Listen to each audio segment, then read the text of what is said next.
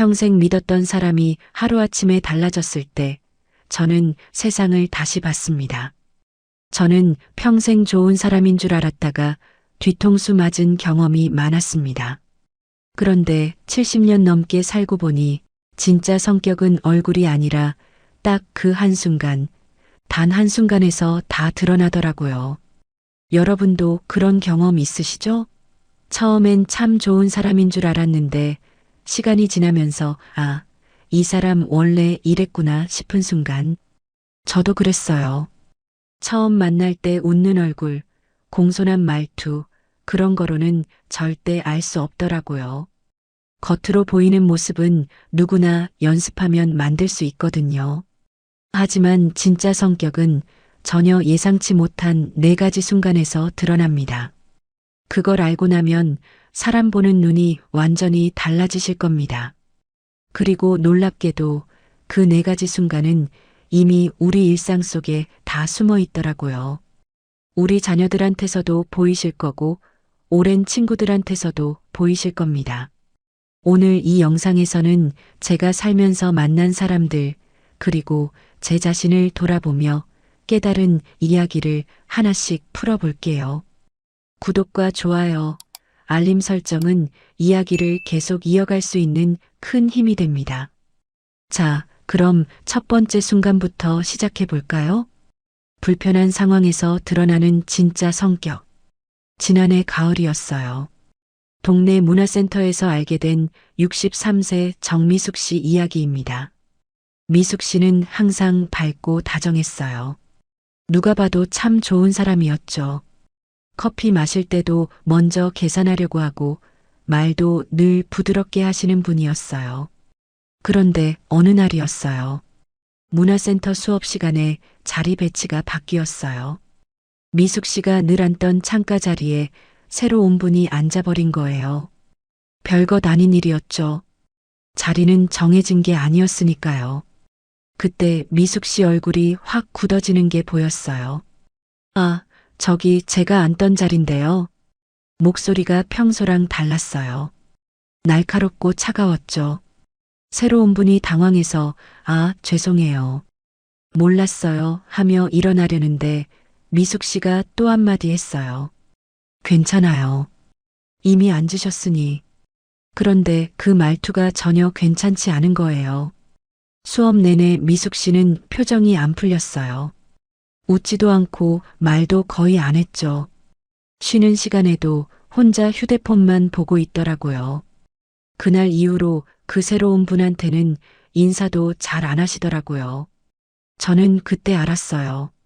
아, 불편한 상황이 오면 사람이 달라지는구나.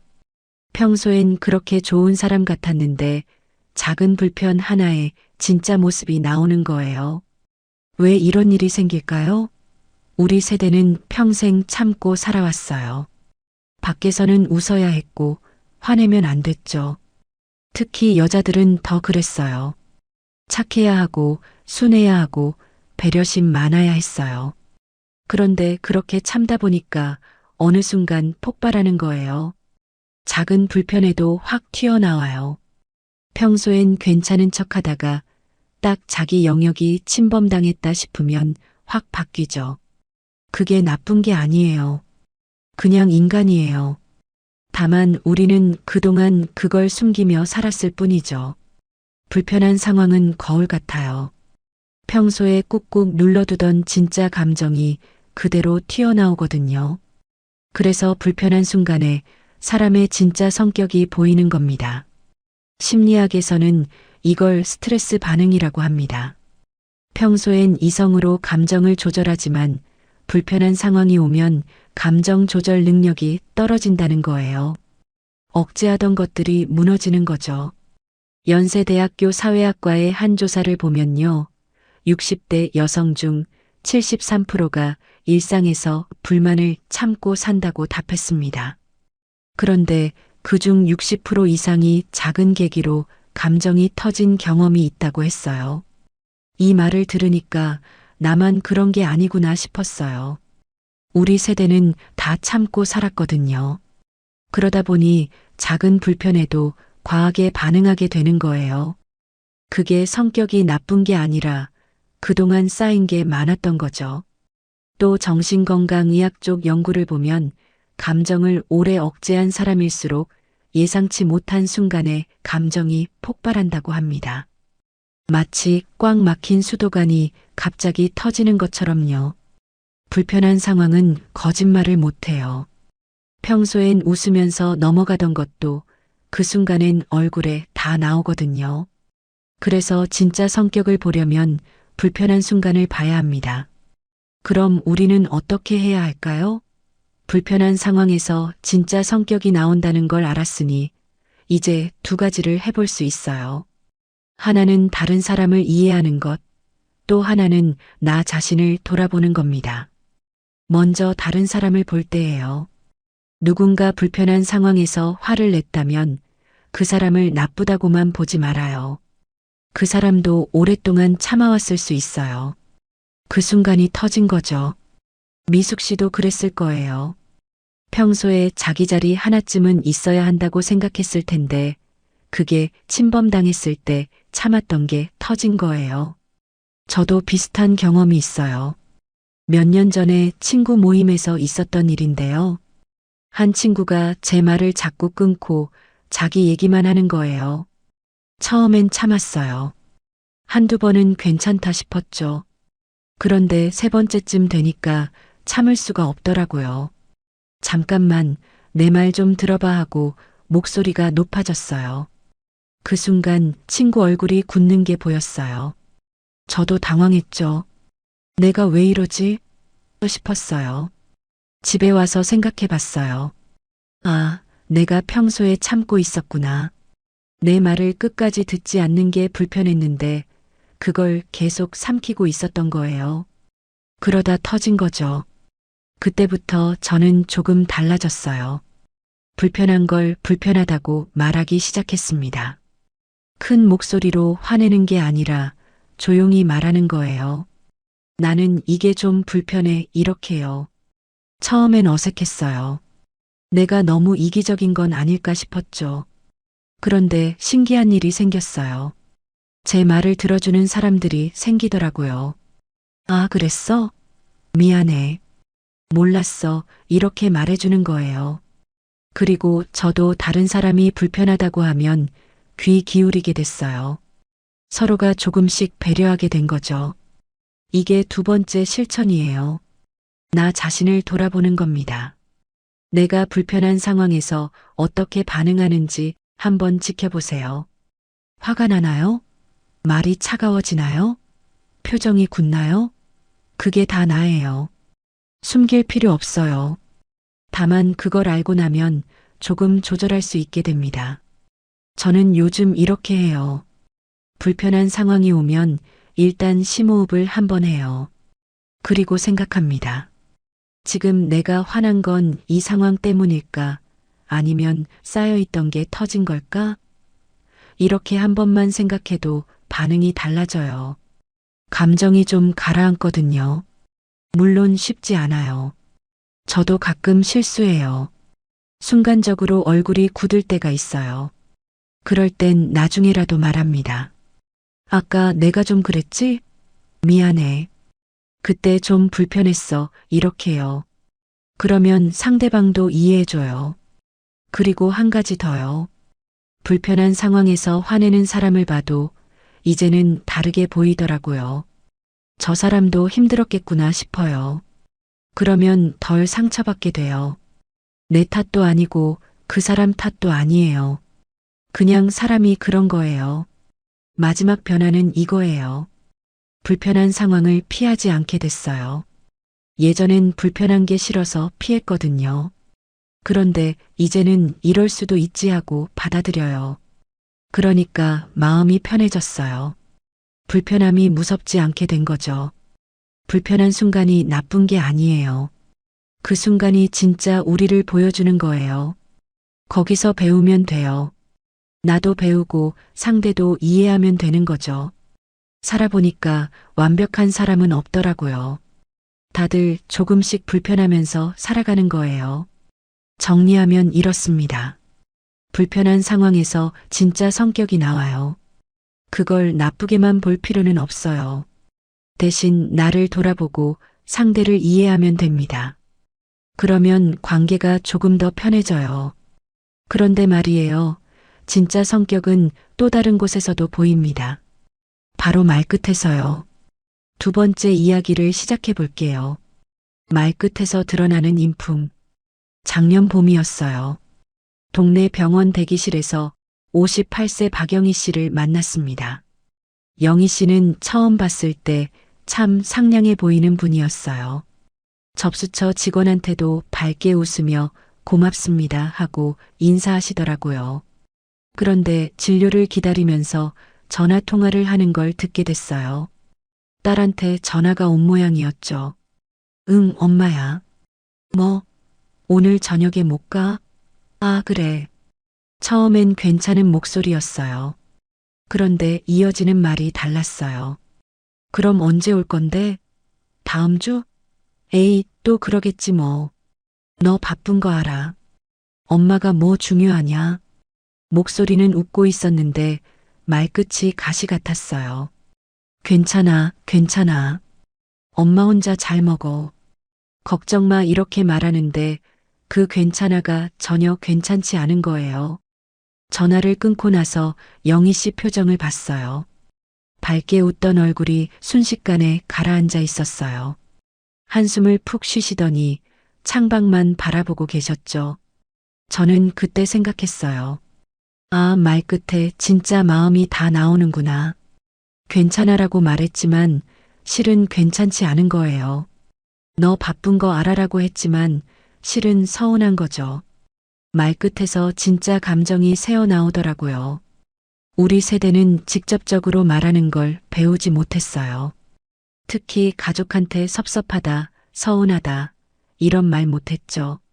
그러면 이기적인 사람으로 보였으니까요. 그래서 돌려 말하는 습관이 생긴 거예요. 괜찮아라고 말하면서 괜찮지 않은 걸 드러내는 거죠. 그게 우리가 배운 방식이에요. 직접 말하면 부담 주는 것 같고, 그냥 참으면 답답하고, 그 중간에 말끝으로 감정을 흘려보내는 거예요. 그런데 이게 문제예요. 상대방은 괜찮다는 말만 듣거든요. 말끝에 숨은 감정은 못 알아채요. 그러면 오해가 쌓이고 마음은 더 멀어지죠. 말끝이 가시처럼 박히는 이유입니다.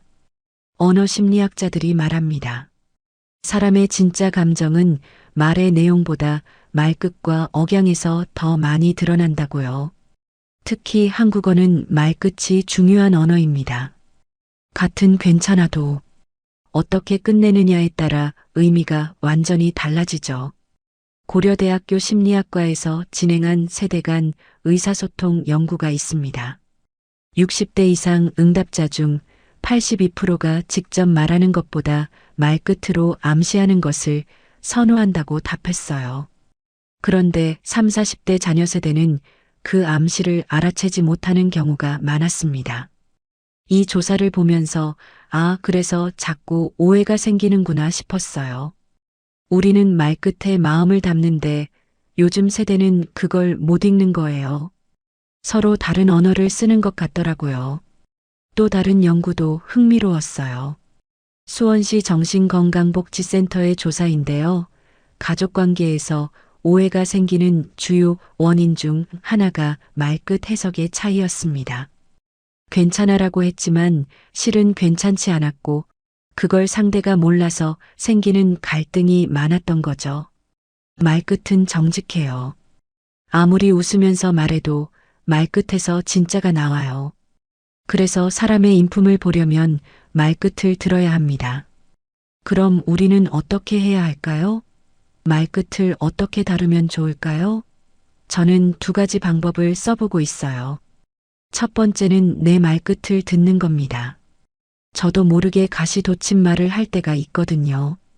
괜찮아. 내가 바쁜 거 알아. 이렇게 말할 때요. 그럴 때 제 말끝을 한 번 더 들어봐요. 내가 지금 진짜 괜찮나? 이렇게요. 몇 달 전에 있었던 일이에요. 아들한테 전화했는데 바쁘다고 끊으려고 하더라고요. 그때 제가 응, 그래. 바쁘면 할 수 없지 이렇게 말하는데 말끝이 차갑게 떨어지는 게 느껴졌어요. 전화 끊고 나서 생각했죠. 나 지금 서운한 거구나. 그 다음부터는 조금 달라졌어요. 나중에 아들한테 다시 전화했어요. 아까 엄마가 말끝이 좀 그랬지? 미안해. 사실 좀 서운했어. 오래 못 봐서. 그래도 내가 바쁜 거 알아. 다음에 보자 이렇게 말했어요. 처음엔 쑥스러웠어요. 서운하다고 직접 말하는 게 익숙하지 않았거든요. 그런데 아들이 뭐라고 했는지 아세요? 엄마, 그렇게 말해줘서 고마워. 나도 보고 싶어. 이번 주말에 갈게 이러는 거예요. 말끝으로 숨기지 않고 직접 말했더니 아들도 마음을 열더라고요. 두 번째는 다른 사람의 말끝을 들어주는 겁니다. 누가 괜찮아라고 말할 때 그 말끝을 들어보는 거예요. 정말 괜찮은 건지 아니면 괜찮지 않은데 참는 건지요. 지난주에 친구를 만났어요. 그 친구가 남편 이야기를 하는데 뭐 다 그렇게 사는 거지 이렇게 말하는 거예요. 그런데 말끝이 힘이 없더라고요. 예전 같았으면 그래, 다들 그래 하고 넘어갔을 텐데 이번엔 물어봤어요. 너 괜찮아? 힘든 것 같은데. 그랬더니 친구가 한참을 가만히 있다가 눈물을 글썽이는 거예요. 사실 요즘 너무 힘들어. 남편이랑 대화가 안 돼. 이렇게 말하더라고요. 말끝을 들어줬더니 숨겨뒀던 진짜 마음이 나온 거죠. 저는 그날 배웠어요. 말끝을 들어주는 게 위로가 된다는 걸요. 괜찮아? 라는 한마디가 누군가에겐 큰 힘이 되는 거예요. 그 사람이 말끝에 숨긴 마음을 알아채 줄 수 있으니까요. 요즘 저는 이렇게 살아요. 제 말끝을 듣고 남의 말끝도 들어줘요. 그러니까 관계가 부드러워지더라고요. 오해도 줄어들고 마음도 가까워진 느낌이에요. 물론 쉽지 않아요. 저도 가끔 까먹어요. 말끝에 가시를 세우고 나서야 아차 싶을 때가 있죠. 그럴 때는 나중에라도 말합니다. 아까 내 말이 좀 그랬지? 사실은 이런 마음이었어. 이렇게요. 그리고 한 가지 더 변화가 있어요. 제 마음이 편해졌어요. 말끝으로 돌려 말하지 않고 직접 말하니까 속에 쌓이는 게 없어지더라고요. 시원한 거예요. 이렇게 말해도 되는구나 싶은 거죠. 말끝에는 진짜 마음이 담겨 있어요. 숨기려 해도 새어나오는 게 말끝이죠. 그걸 나쁘게 볼 필요 없어요. 대신 내 말끝을 듣고 남의 말끝도 들어주면 돼요. 그러면 마음이 통하게 됩니다. 정리하면 이래요. 말끝에서 인품이 보입니다. 말끝을 듣고 말끝을 들어주세요. 그러면 관계가 달라져요. 오해도 줄어들고 마음도 가까워지죠. 그런데 진짜 성격을 보는 또 다른 순간이 있어요. 바로 혼자 있을 때입니다. 세 번째 이야기로 넘어갈게요. 혼자 있을 때 나오는 진짜 모습. 2달 전이었어요. 카페에 앉아 있는데 옆 테이블에 61세쯤 되어 보이는 김순자 씨가 혼자 앉아 계셨어요. 처음엔 휴대폰을 보시더니 이내 창밖을 멍하니 바라보시더라고요. 그 모습이 참 평온해 보였어요. 누가 봐도 여유로운 사람 같았죠. 그런데 잠시 후 순자 씨가 작은 수첩을 꺼내서 뭔가를 적기 시작하는 거예요. 표정이 진지해지더라고요. 그러다 갑자기 수첩을 덮으시더니 한숨을 깊게 쉬셨어요. 그리고 다시 창밖을 보셨죠.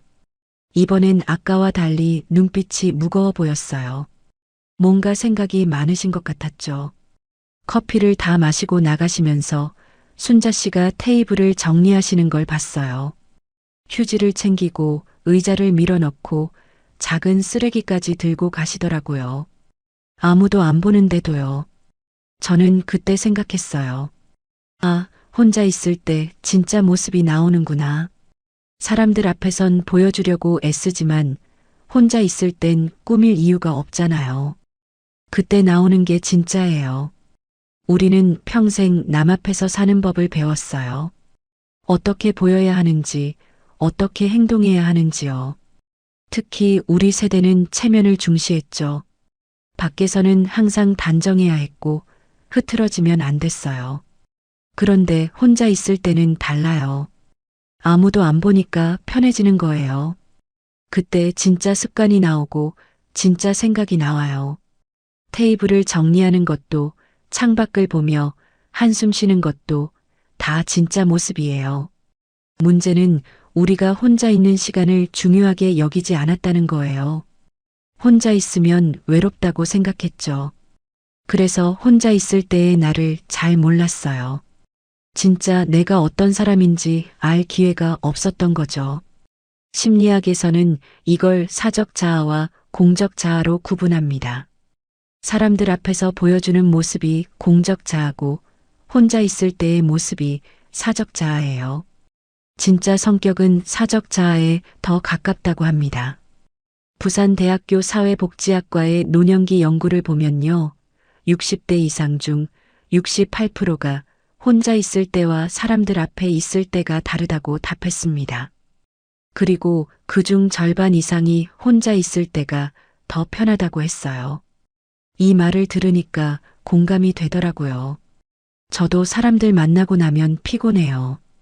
혼자 있을 때 비로소 숨을 쉬는 느낌이거든요. 그때가 진짜 나인 거죠. 또 노년학 연구에 따르면 혼자 있는 시간을 긍정적으로 보내는 사람이 정신 건강이 더 좋다고 합니다. 혼자 있을 때 자기를 돌아보고 마음을 정리하는 게 중요하다는 거예요. 혼자 있을 때의 모습이 진짜예요. 아무도 안 봐도 테이블을 정리하는 사람, 혼자 앉아서 생각을 정리하는 사람, 그게 바로 진짜 성격입니다. 그럼 우리는 혼자 있는 시간을 어떻게 보내면 좋을까요? 저는 요즘 혼자 있는 시간을 의도적으로 만들어요.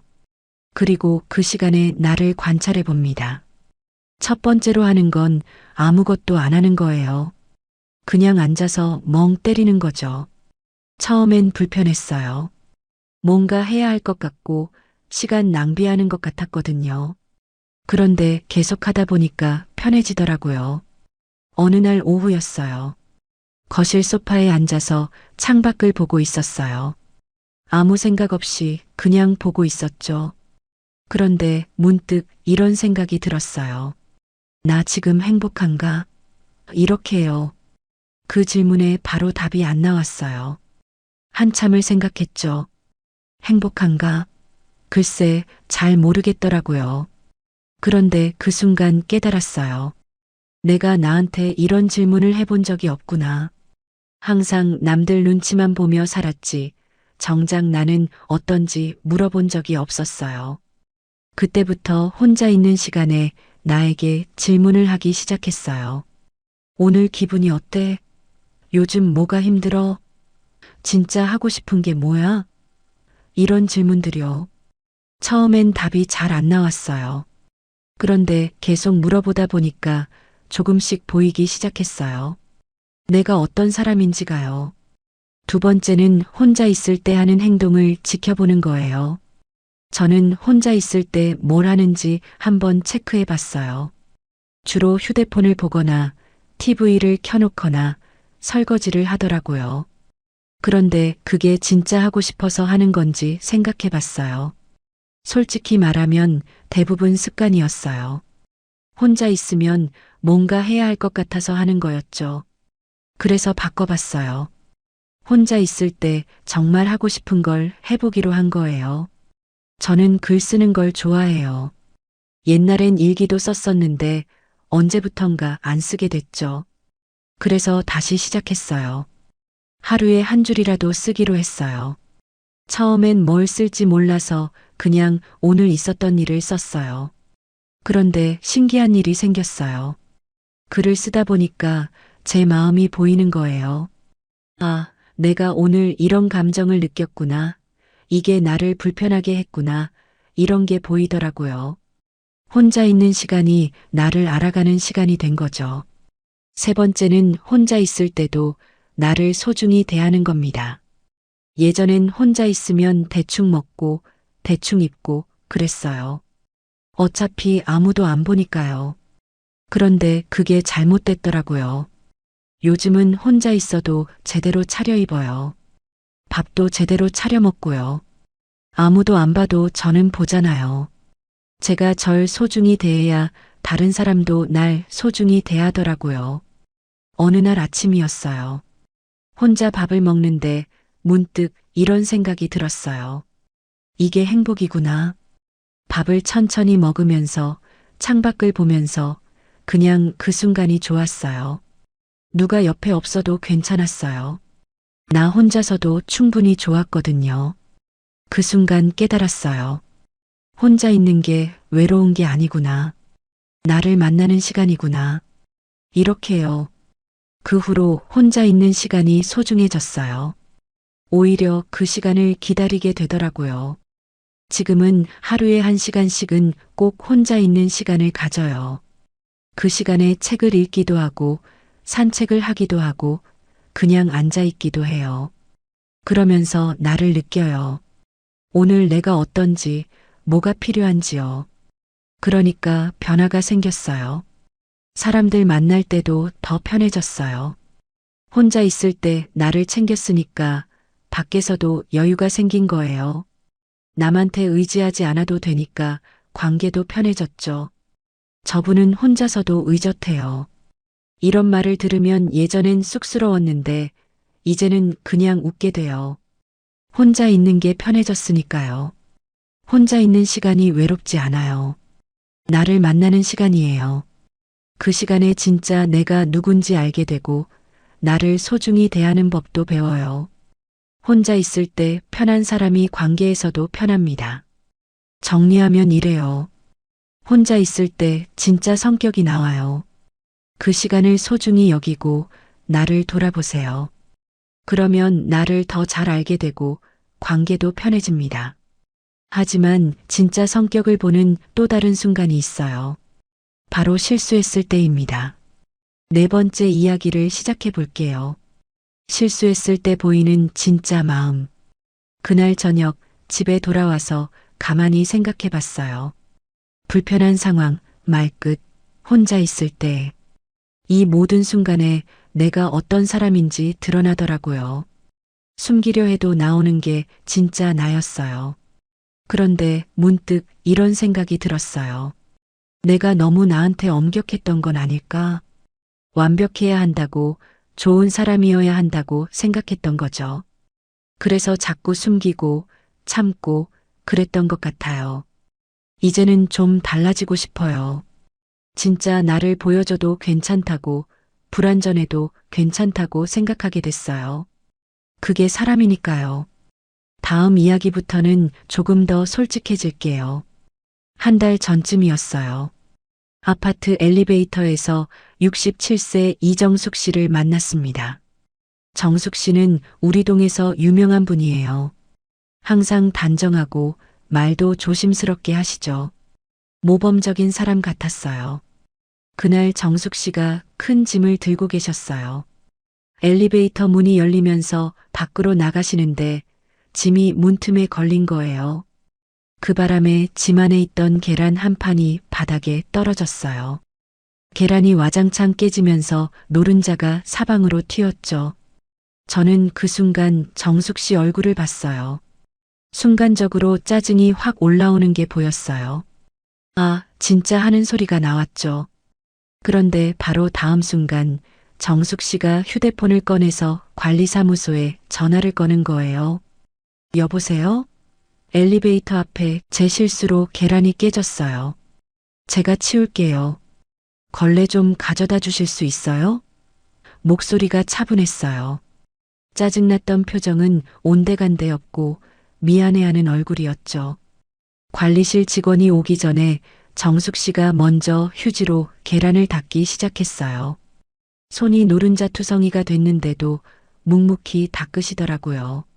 제가 도와드리겠다고 했더니 괜찮아요. 제가 할게요 하시면서 손사래를 치셨어요. 같이 다 치우고 나서 정숙 씨가 한숨을 푹 쉬시더니 빙그레 웃으셨어요. 에휴, 나이 먹으니까 손에 힘이 없어서 죄송해요 하시는 거예요. 저는 그때 알았어요.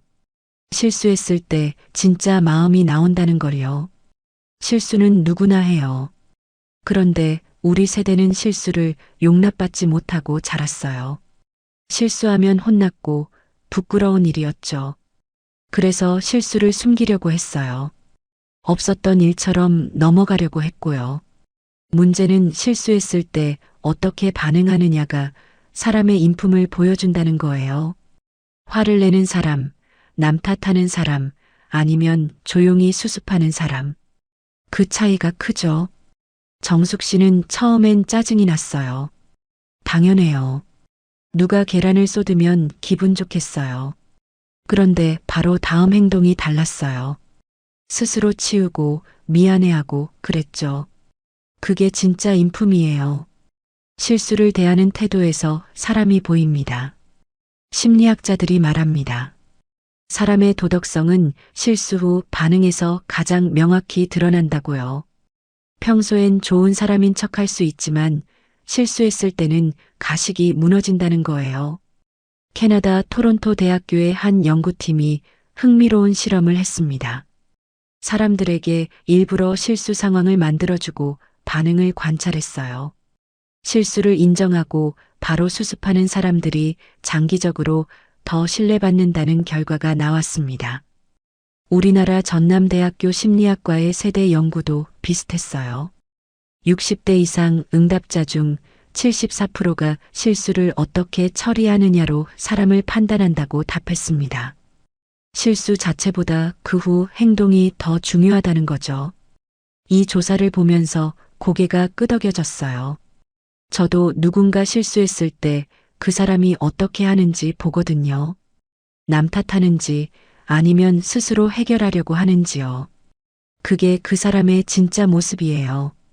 실수는 거짓말을 못해요. 당황한 순간에 나오는 게 진짜 성격이거든요. 그래서 실수했을 때 보면 그 사람의 인품을 알 수 있습니다. 그럼 우리는 실수를 어떻게 대해야 할까요? 저도 실수를 많이 해요. 그때마다 배우는 게 있어요. 첫 번째는 실수를 인정하는 겁니다. 쉽지 않아요. 저도 예전엔 실수하면 변명부터 했거든요. 원래 이러려고 한 게 아니었어. 이건 내 탓이 아니야. 이렇게요. 작년 겨울에 있었던 일이에요. 친구 모임에 늦었어요.